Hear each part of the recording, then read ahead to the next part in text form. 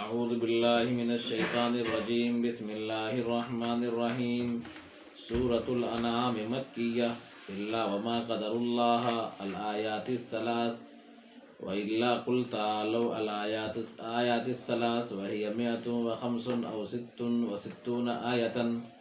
سورہ انعام مکی ہے سوائے وما قدر اللہ 3 آیت کے۔ سورة الانعام مکیہ سوائے وما قدر اللہ 3 آیت کے، اور سوائے قل تعالوا 3 آیت کے، یعنی وما قدر اللہ والی جو 3 آیت ہے وہاں سے وما قدر اللہ سے لے کر کے 3 آیت یستکبرون تک، اور قل تعالوا سے لے کر کے کیا ہے لعلکم تتقون تک۔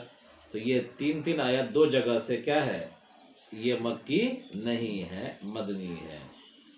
تو سورۃ الانعام مکیہ، سورہ انعام مکی ہے، الا وما قدر اللہ سوائے وما قدر اللہ کے، الآیات الثلاث 3 آیتیں، وإلا قل تعالوا الآیات الثلاث، اور سوائے قل تعالوا 3 آیت کے یہ کیا ہے، مدنی ہے۔ وَهِيَ 105 أو 66 آیتاً، اور اس میں 125 یا 26 وَهِيَ 505 أو 66، اور اس میں 165 یا 66 165 یا 66 آیتیں ہیں۔ تو مکی صورت ہے یہ، یعنی ہجرت سے پہلے نازل ہوئی ہے، لیکن 6 آیتیں ان کے اعتبار سے ایسی ہیں جو مکی نہیں ہیں۔ ایک جگہ سے 3 آیت اور دوسری جگہ سے 3 آیت۔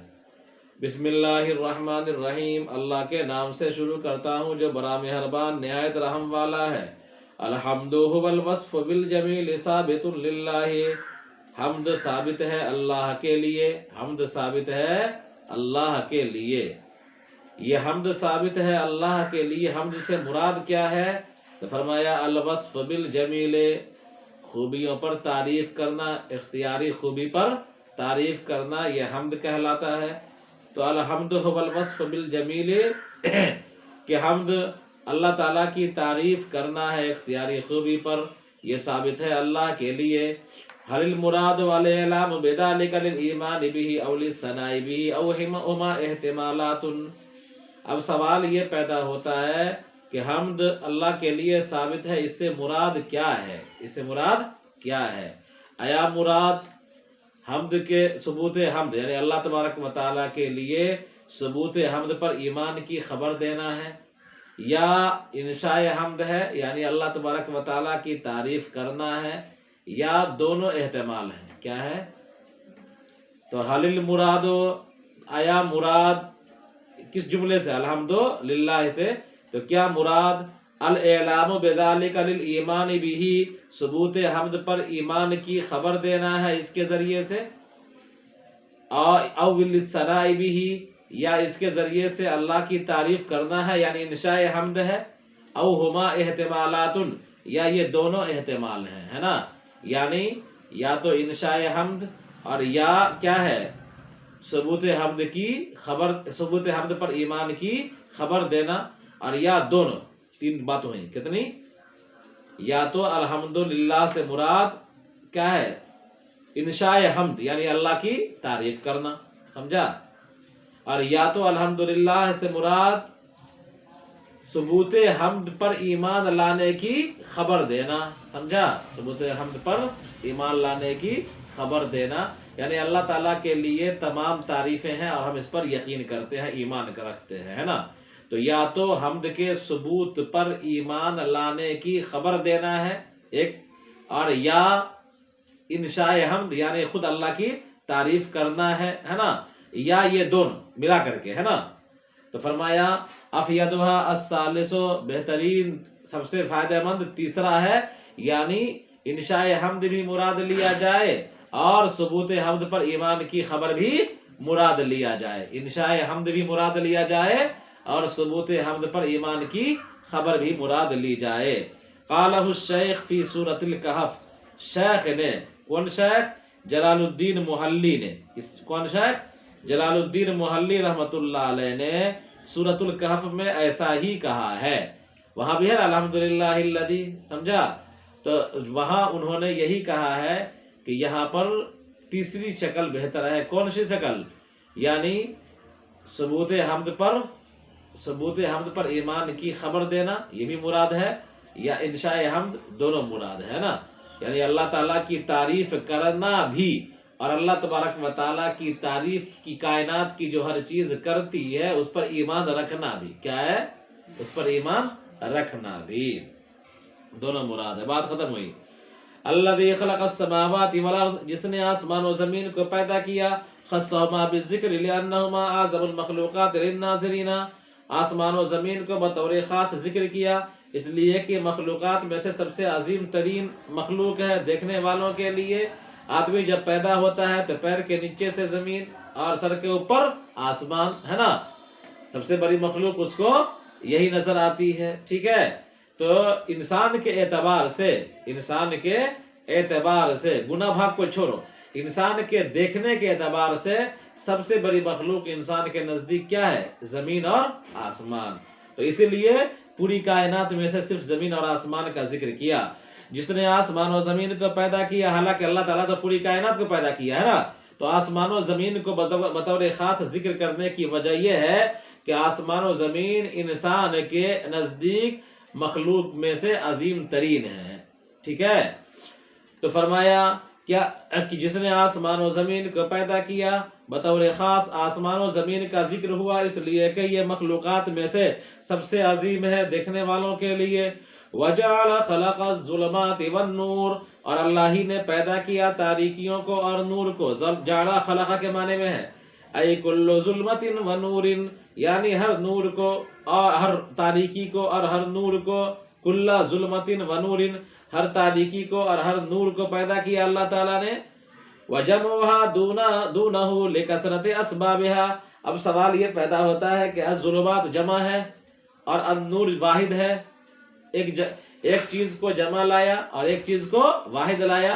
جب پہلی چیز جمع تھی تو نور کی جمع انوار آتی، وجعل الظلمات والانوار ہے نا. تو فرمایا کہ وجمعها، اور اس کا جمع ہونا، دونہ نہ کہ اس کا، یعنی ظلمات کا جمع لانا اور نور کا جمع نہ لانا. لکثرت اسبابها، ظلمات کے اسباب کی کثرت کی وجہ سے ہے. یعنی تاریکیوں کے بہت اسباب ہوتے ہیں. کیا ہوتے ہیں؟ تاریکیوں کے بہت سارے اسباب ہوتے ہیں. تو اسباب کے اعتبار سے اس کو جمع لایا، لیکن روشنی کے بہت سارے اسباب نہیں ہوتے ہیں تو روشنی کو واحد لایا. کیا لایا؟ واحد لایا. وَهَذَا مِن دَلَائِلِ وَحْدَانِيَتِهِ، اور یہ اللہ تبارک و تعالیٰ کی وحدانیت کی دلیل ہے. سمجھا کیا ہے؟ یعنی تاریکی اور روشنی اللہ تبارک و تعالیٰ کے وحدانیت کی دلیل ہے کہ کائنات تاریک رہتی ہے، سورج نکالتا ہے اس کو روشنی میں بدل دیتا ہے. سورج کی روشنی آتی ہے، پوری کائنات سے تاریکی ختم ہو جاتی ہے. پھر تاریکی چھاتی ہے، سورج کی روشنی ختم ہو جاتی ہے. تو تاریکی کے مختلف اسباب ہوتے ہیں، اسی اعتبار سے جمع لایا. اور روشنی کے مختلف اسباب نہیں ہوتے ہیں، اس لیے اس کو واحد رہنے دیا. اور تاریکی اور روشنی یہ دونوں اللہ تبارک و تعالیٰ کے وحدانیت کی دلیل ہے. سمجھا؟ اللہ تعالیٰ کی قدرت کی نشانی ہے، اس کے وحدانیت کی دلیل ہے. ثم الذين كفروا مع قيام هذا الدليل بربهم يعدلون، پھر کافر لوگ اس دلیل کے قائم ہو نہ جانے کے باوجود بھی اپنے رب کے برابری قرار دیتے، اپنے رب کے برابر قرار دیتے ہیں. یسوونہ بغیرہ غیرہ، یعنی غیر اللہ کو اللہ کے برابر قرار دیتے ہیں عبادت میں، کہ جہاں اللہ کی عبادت کرنا چاہیے اللہ کی عبادت نہ کر کے غیر اللہ کی عبادت کرتے ہیں. جہاں سجدہ اللہ کے حضور کرنا چاہیے اللہ کے حضور نہ کر کے غیر اللہ کے سامنے سجدہ کرتے ہیں، بتوں کے ارد گرد سجدہ کرتے ہیں کہ نہیں کرتے ہیں. تو عبادت میں اللہ کے علاوہ کسی کو شریک نہیں کرنا چاہیے، اللہ ہی کی عبادت کرنا چاہیے. لیکن کافر لوگ کیا کرتے ہیں؟ قیام دلیل کے باوجود، وحدانیت کی دلیل کیا ہے؟ وحدانیت کی دلیل سامنے موجود رہتی ہے، اس کے باوجود بھی کیا کرتے ہیں؟ یہ شرک کرتے ہیں، کفر کرتے ہیں. هو الذي خلقكم من طين بخلق ابيكم آدم منه ثم قضى اجلا لكم تموتون عند انتهائه واجل مسمى مضرب وعنده لبعثكم ثم انتم ايها الكفار تمترون تشكون في البعث بعد ملكم انه ابتدأ خلقكم ومن قدر على الابتداء فهو على الاعاده اقدر. اب یہ آیت ہے انسان کی اصل آدم علیہ السلام ہے، اور آدم کی پیدائش کس سے ہوئی تھی؟ مٹی سے ہوئی تھی، سمجھا؟ تو گویا کہ آدم علیہ السلام کے واسطے سے انسان کی پیدائش بھی کس چیز سے ہوئی؟ مٹی سے ہوئی۔ تو فرما وہی وہ ذات ہے جس نے تم کو مٹی سے پیدا کیا۔ تم کو مجھ سے مراد انسان تو نطفے سے پیدا ہوتا ہے، گوشت لطف پشت کا مجموعہ ہے، مٹی کہاں ہے انسان کے بدن میں؟ تو تمہارے ابا جو اصل ہے آدم علیہ السلام، ان کو تو مٹی سے پیدا کیا تھا نا، تو آدم علیہ السلام کے واسطے سے تم بھی کیا ہو؟ مٹی سے ہو۔ وہی وہ ذات ہے جس نے تم کو پیدا کیا مٹی سے، تمہارے ابا آدم کو مٹی سے پیدا کر کے پھر اس نے ایک وقت مقرر کیا تمہارے لیے کہ تم مر جاتے ہو اس وقت کے پورا ہونے پر، اور ایک متعینہ وقت ہے اللہ کے نزدیک، اور ایک وقت مقرر ہے۔ ایک وقت تو یہ مقرر ہے کہ تم پیدا ہوتے ہو اور پھر مر جاتے ہو اپنے وقت پر، اور ایک وقت اللہ کے یہاں مقرر ہے جو تمہارے اٹھانے کا وقت ہے۔ کیا ہے؟ دوبارہ اٹھانے کا وقت ہے۔ جس طرح دنیا میں تمہارے پیدا کرنے کا وقت متعین تھا، ہے نا، کہ تم ماں کے پیٹ سے نکل کے آ گئے اسی وقت پر دنیا میں، تمہارے مرنے کا وقت متعین ہے نا، کہ تمہارا وقت آ گیا تم مر گئے، ٹھیک؟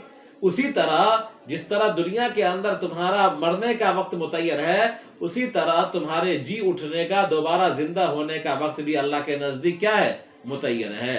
تو فرمایا کہ وَأَجَلٌ مُّسَمًّى عِندَهُ، اور اللہ کے نزدیک بھی ایک وقت مقرر ہے، لِبَاسِكُمْ، تمہارے اٹھنے کے لیے، دوبارہ زندہ ہونے کے لیے، ثُمَّ أَنْتُمْ أَيُّهَا الْكُفَّارُ تَمْتَرُونَ تَشُكُّونَ فِي الْبَعْثِ، پھر اے کافرو تم شک میں پڑے ہوئے ہو بعث بعد الموت میں، بعد علمکم انہو، بعد اس کے کہ تم جانتے ہو کہ اللہ نے تم کو پیدا کیا، ابتداء خلقکم، اللہ نے تمہاری تخلیق ابتداء کی، ومن قدر علی الابتداء فہم علی اعادت اقدر، اور جو ابتداء پیدا کرنے پر قدرت رکھتا ہے وہ لوٹانے پر بھی قدرت رکھتا ہے۔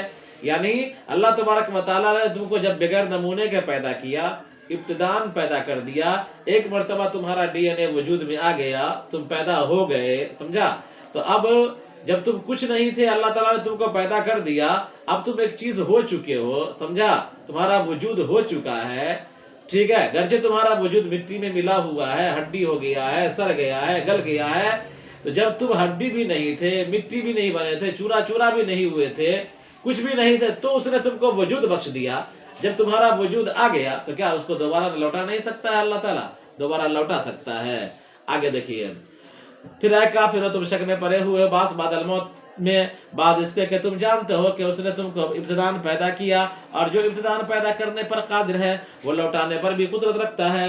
هو اللہ مستحق للعبادة في السماوات وفي الأرض يعلم سركم وجهركم ما تسرون وما تجهرون به بينكم ويعلم ما تكسبون، اور اللہ ہی مستحق عبادت ہے آسمان و زمین میں، وہ جانتا ہے تمہاری چھپی ہوئی باتوں کو بھی اور تمہاری ظاہری باتوں کو بھی، جو تم چھپاتے ہو، جو تم ظاہر کرتے ہو آپس میں، اور جانتا ہے تمہارے خیر اور شر کے عمل کو، یعنی جو تم کرتے ہو خیر کا عمل ہو یا شر کا عمل ہو، اللہ تبارک و تعالیٰ تمام چیزوں کو جانتا ہے۔ یعنی آسمان و زمین میں صرف اسی کو حق ہے کہ اس کی عبادت کی جائے، اس کے علاوہ کسی کو حق نہیں ہے کہ اس کی عبادت کی جائے۔ تو فرمایا اللہ تعالیٰ تمہارے پوشیدہ باتوں کو بھی جانتا ہے، تمہارے اعلانیہ باتوں کو بھی جانتا ہے، تمہارے خیر کو بھی جانتا ہے، تمہارے شر کو بھی جانتا ہے۔ وما تأتيهم أي أهل مكة من زائدة آية من آيات ربهم من القرآن إلا كانوا عنها معرضين، اور ان کے پاس، ہم سے مراد اہل مکہ، اور ان اہل مکہ کے پاس کوئی بھی نشانی آتی ہے ان کے پروردگار کی نشانیوں میں سے، یعنی قرآن کریم کی کوئی بھی آیت اترتی ہے ان کے پروردگار کی آیات میں سے، یعنی اللہ تبارک و تعالیٰ اپنے پاک کلام کی کوئی آیت بھی اتارتا ہے کس پر؟ جناب نبی کریم صلی اللہ علیہ وسلم پر، تو اللہ کانوا عنہا معرضین، اور آپ صلی اللہ علیہ وسلم اس آیت کو پڑھ کر کے سناتے ہیں تو لوگ اس سے اعراض کرتے ہیں۔ کون اعراض کرتے ہیں؟ کافر و مشرک اس سے اعراض کرتے ہیں، اس کا انکار کرتے ہیں کہ یہ اللہ کا کلام نہیں ہے۔ آگے دیکھیے، فقد کذبوا بالحق بالقرآن لما جاءهم فسوف يأتي من بعد ما كانوا به يستهزئون، تحقیق کہ ان لوگوں نے حق کو جھٹلا دیا، یعنی قرآن کریم کو، جب ان کے پاس آ گیا، ان قریب ان کے پاس ان چیزوں کے انجام کی خبر آ جائے گی جس کا یہ مذاق اڑایا کرتے تھے۔ یعنی دنیا کے اندر جو آیات کا مذاق اڑاتے ہیں، رسول اللہ صلی اللہ علیہ وسلم کا مذاق اڑاتے ہیں، ان قریب اس کا انجام ان کے سامنے آ جائے گا، اور آنکھ بند ہوتے ہی پتہ چل جائے گا کس عذاب میں گرفتار ہو رہے ہیں، یا ہو سکتا ہے دنیا کے اندر ہی عذاب میں گرفتار کر لیے جائیں، ٹھیک ہے؟ تو یہ عذاب میں گرفتار ہو جائیں گے، ان کا انجام، ان کے برائی کا انجام، یعنی قرآن کی تکذیب کرنے کا، رسول اللہ کو جھٹلانے کا انجام ان کے سامنے آ جائے گا۔ تو تو فرمایا کہ ان قریب ان کے پاس آ جائے گا ان چیزوں کا انجام جس کا یہ مذاق اڑاتے ہیں. اولم يروا في اسفارهم الى الشام وغيرها كم خبرية بمعنى كثيرا اهلكنا من قبلهم من قرن امة من امم الماضية وكناهم وآتيناهم مكانا في الارض بالقوة والسعة وما لو نمكن نعطيكم فيه التفات للغيبة وارسلنا السماء المطر عليهم مدرارا متتابعا وجعلنا الانهار تجري من تحتهم تحت مساكنهم فأهلكناهم بذنوبهم وتكذيبهم الانبياء وانشأنا من بعدهم قرنا آخرين. اور وَكَمْ أَهْلَكْ أَوَلَمْ يَرَوْا کیا یہ لوگ دیکھتے نہیں؟ کہاں دیکھتے نہیں؟ اپنے ملک شام اور دوسرے علاقے کے سفر میں. یمن جاتے ہیں، ملک شام جاتے ہیں تو دوران سفر کیا یہ لوگ دیکھتے نہیں؟ کم خبریت بمعنی کثیرن، کم خبریہ ہے کثیر کے معنی میں ہے. کیا یہ لوگ دیکھتے نہیں ملک شام اور دوسرے علاقے کے سفر میں کہ بہت سی بستیاں ہم نے ہلاک کر دیا جو ان سے پہلے تھی، بہت سی بستی والوں کو ہم نے ہلاک کر دیا جو ان سے پہلے تھی، یعنی گزشتہ قوموں میں سے بہت سی قوموں کو ہلاک کر دیا. وَمَكَّنَّاهُمْ وَآتَيْنَاهُمْ مَكَانًا فِي الْأَرْضِ اور ہم نے ان کو زمین میں قوت دی تھی اور وسعت دی تھی.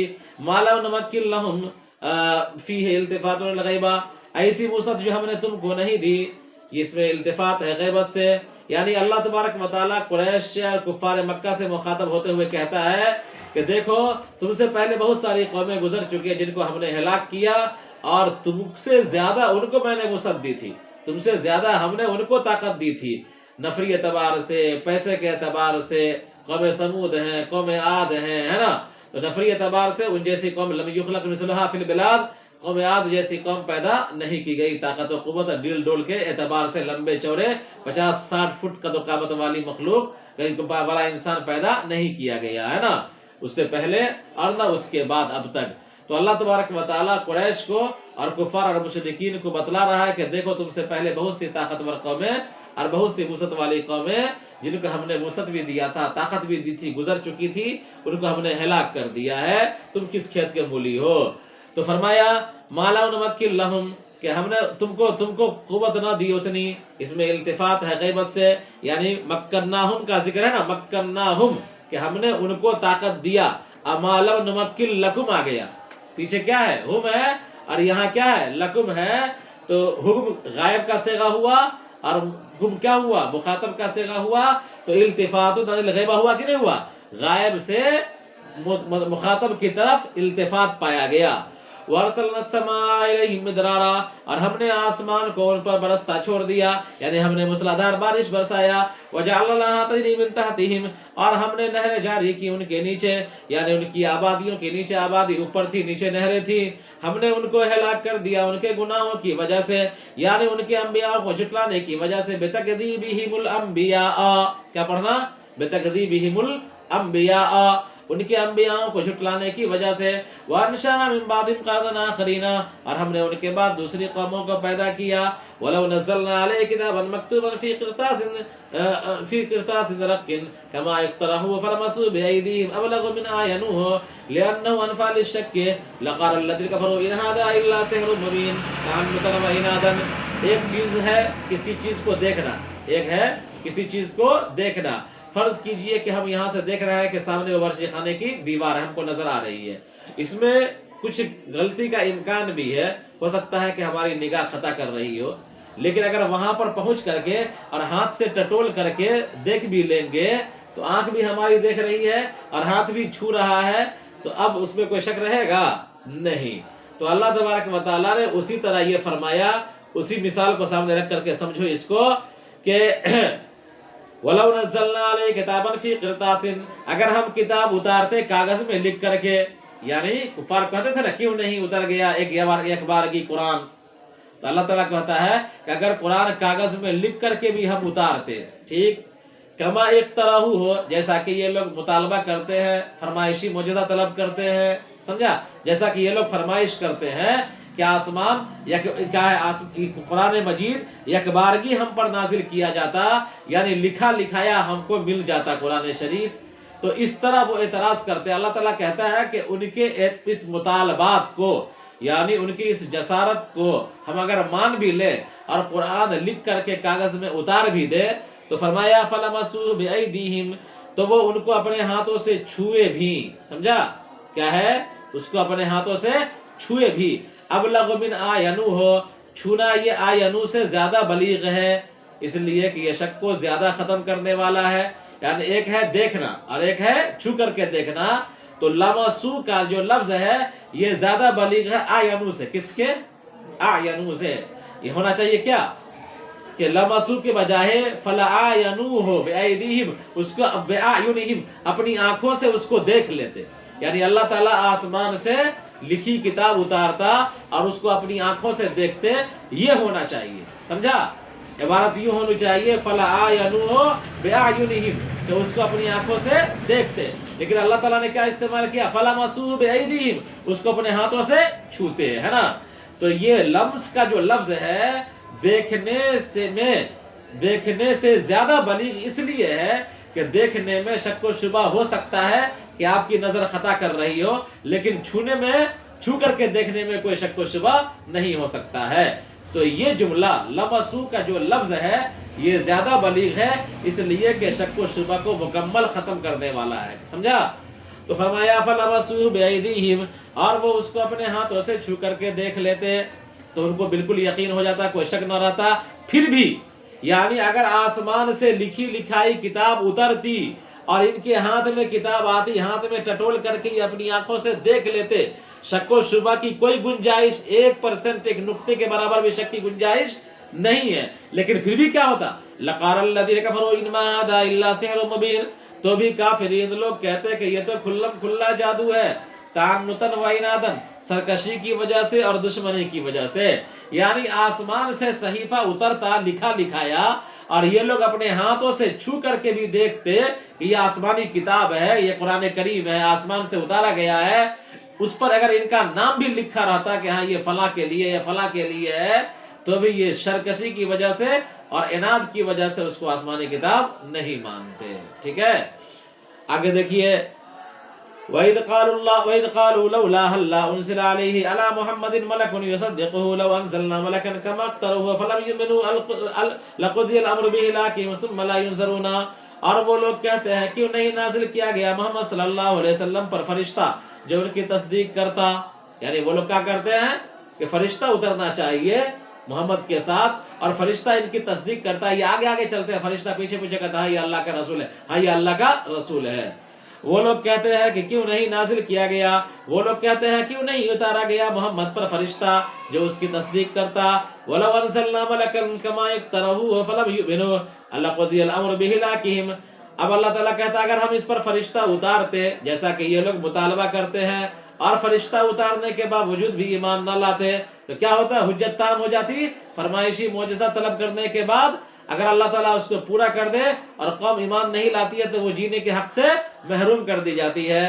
تو فرمایا لَقُضِيَ الْأَمْرُ، تو معاملہ پورا ہو چکا ہوتا. لَقُضِيَ الْأَمْرُ بِإِلَٰهِهِمْ، کہ ان کی ہلاکت کا معاملہ پورا کر دیا جاتا. ثُمَّ لَا يُنصَرُونَ، پھر ان کو مہلت نہ ملتی. یمحلون لتوبۃ، توبہ کرنے کی یا معذرت کرنے کی، جیسا کہ اللہ کی سنت ہے. فی من قبلہم، ان لوگوں کے سلسلے میں جو ان سے پہلے گزرے ہیں. من اہلاکہم، ان کو ہلاک کرنے کا. عند وجود مقترہم، ان کے فرمائشی معجزات کے پورا ہونے کے وقت. اذا لم یؤمنوا، اگر وہ ایمان نہ لائے. یعنی اللہ تبارک و تعالیٰ نے گزشتہ قوموں میں یہ سنت اپنی جاری رکھی تھی کہ جب بھی کوئی قوم فرمائشی معجزہ طلب کرتی تھی اللہ تعالیٰ اس کو پورا کر دیا کرتا تھا. اس کے باوجود بھی اگر ایمان نہیں لاتی تو اللہ تبارک و تعالیٰ اس کو جینے کے حق سے محروم کر کے عذاب بھیج کر ان کو ہلاک کر دیا کرتا تھا. تو اگر ایسے ہی آسمان سے فرشتہ اتارا جاتا اور جو یہ کہتا کہ ہاں یہ اللہ کا رسول ہے اور اس کے بعد اگر یہ ایمان نہیں لاتے مشرکین اور کافرین تو سابقہ قوموں کی طرح جینے کے حق سے محروم کر دیے جاتے، ان پر بھی عذاب آ جاتا. آگے دیکھیے وَلَوْ جَعَلْنَاهُ مَلَكًا لَجَعَلْنَاهُ رَجُلًا وَلَبَسْنَا عَلَيْهِمْ مَا يَلْبِسُونَ. اگر ہم اس منزل الیہم کو فرشتہ بناتے، یعنی جس کو اتارا گیا ہے ان پر فرشتہ بناتے. لَجَعَلْنَاهُ رَجُلًا، اور اگر ہم اس منزل الیہ کو وَلَوْ جَعَلْنَاهُ أي المنزل إليهم مَلَكًا لَجَعَلْنَاهُ رَجُلًا وَلَلْبَسْنَا عَلَيْهِمْ مَا يَلْبِسُونَ. اگر ہم ان کے پاس فرشتہ اتارتے تو اس کو انسانی شکل میں اتارتے تاکہ لوگ اس کو دیکھ سکے، اس لیے کہ بشر کو فرشتے کے دیکھنے کی طاقت نہیں ہے. یعنی یہ لوگ جو مطالبہ کرتے ہیں کہ آسمان سے کوئی فرشتہ کیوں نہیں اترا، جو محمد کے ساتھ رہتا اور ہم لوگوں کو بتلاتا کہ ہاں یہ اللہ کا رسول ہے۔ اللہ تعالیٰ کہتا ہے کہ اگر ہم کوئی فرشتہ اتارتے تو وہ نورانی مخلوق ہیں، انتہائی لطیف ہیں، ننگی آنکھوں سے انسان دیکھ نہیں سکتا فرشتے کو، ٹھیک ہے؟ تو اگر ہم فرشتہ کو اتارتے تو کسی انسانی شکل میں نہ اتارتے تاکہ انسان اس کو دیکھ سکے۔ تو فرشتہ اگر انسانی شکل میں اترتا اور یہ لوگ اپنی آنکھوں سے فرشتے کو دیکھتے تو بھی یہ ایمان نہیں لاتے، اس لیے کہ ان کے سامنے ہی تو بشر ہیں، اللہ کے رسول صلی اللہ علیہ وسلم سید البشر ہیں، افضل البشر ہیں، انسانی شکل میں ہیں۔ تو یہ ان پر اعتراض کرتے ہیں، کمنٹ کرتے ہیں اور ان کو نہیں مانتے ہیں۔ تو فرشتہ انسانی شکل میں آتا تو کیسے یہ لوگ اس کو مان لیتے؟ اگر فرشتہ اپنی شکل میں آتا، نورانی شکل میں، تو یہ اس کو دیکھ نہیں سکتے تھے، کیونکہ انسان کثیف ہے اور فرشتہ لطیف ہے۔ کیا ہے؟ انسان کثیف ہے اور فرشتہ لطیف ہے۔ لطیف کو کثیف نظر آ جائے گا لیکن کثیف کو لطیف نظر نہیں آئے گا۔ ہوا لطیف ہے، نظر آتی ہے؟ ہوا نہیں آتی ہے۔ تو فرشتہ ہوا سے بھی زیادہ لطیف ہے تو وہ کیسے نظر آ جائیں گے؟ سمجھے؟ تو اللہ تعالیٰ فرشتے کو اگر اتارتا تو کثیف کے پاس کثیف کو دکھانے کے واسطے سے کثیف بنا کر کے اتارتا، یعنی انسان بنا کر کے اتارتا، پھر بھی یہ لوگ کیا کہتے؟ اسی طرح ایمان نہیں لاتے جس طرح رسول اللہ صلی اللہ علیہ وسلم پر ایمان نہیں لائے۔ اور اگر ہم منزل علیہم کو یعنی ان پر جو اتارا جاتا اگر ہم فرشتہ بناتے تو ہم اس کو انسانی شکل میں بناتے، انسانی صورت پر، تاکہ وہ اس کو دیکھ سکتے، اس لیے کہ بشر کو فرشتے کے دیدار پر طاقت نہیں ہے۔ اور اگر ہم اس کو بناتے اور ہم اس کو انسان بناتے لَلَبَسْنَا عَلَيْهِمْ مَا يَلْبِسُونَ، تو ہم ان پر اشتباہ ڈالتے جیسا کہ ابھی یہ لوگ اشتباہ میں پڑے ہوئے ہیں، عَلَىٰ أَنفُسِهِمْ اپنی ذات میں، اپنی ذات کے اعتبار سے، بِأَن يَقُولُوا بعید اور کہ یہ لوگ کہتے ہیں کہ مَا هَٰذَا إِلَّا بَشَرٌ مِثْلُكُمْ، یہ تو تمہارے ہی جیسا انسان ہے۔ یعنی اللہ تعالیٰ کہتا ہے کہ اگر ہم فرشتہ بنا دیتے تو انسانی شکل میں اتارتے اور ان پر اشتباہ پڑ جاتا، ان پر اشتباہ ڈال دیا جاتا اور یہ اشتباہ میں اسی طرح پڑے رہتے، شک و شبہ میں، جس طرح ابھی شک میں پڑے ہوئے ہیں محمد صلی اللہ علیہ وسلم کے تعلق سے، اور کہتے ہیں کہ یہ تو ہمارے ہی جیسا ایک انسان ہے، یہ بھلا رسول کیسے ہو سکتا ہے؟ ٹھیک ہے؟ تو جس طرح اللہ کے رسول صلی اللہ علیہ وسلم جو ان کے درمیان تھے، ان کے درمیان کیا ہے پیدا ہوئے، ان کے درمیان جوان ہوئے، جن کی صداقت اور امانت کو اپنی آنکھوں سے دیکھا، سمجھا، ساری چیزوں کو، ان کے اخلاق، ان کے اوصاف حمیدہ کو اپنی آنکھوں سے مشاہدہ کیا، اور جب یہ 40 سال ان کے معاشرے میں اپنے معاشرے میں رہنے کے باوجود بھی محمد صلی اللہ علیہ وسلم کے رسالت کو تسلیم نہیں کیا، تو فرشتہ اگر اتر جاتا تو یہ کیا مانتے فرشتے کو؟ فرشتوں کو بھی کہتے کیا طرح طرح کی باتیں بیان کرتے فرشتوں کے، کہتے کہ یہ فرشتہ ہی نہیں ہے، سمجھا؟ اس لیے کہ فرشتہ اترتا تو انسانی شکل میں اترتا، تو یہ کہتے کہ فرشتہ ہی نہیں ہے، یہ فرشتہ کیسا ہے جو چلتا ہے، پھرتا ہے، کھاتا ہے، پیتا ہے؟ جس طرح یہ رسول پر اعتراض کیا کرتے تھے اس طرح فرشتوں پر بھی اعتراض کرتے اور ایمان نہیں لاتے۔ بات ختم ہوئی۔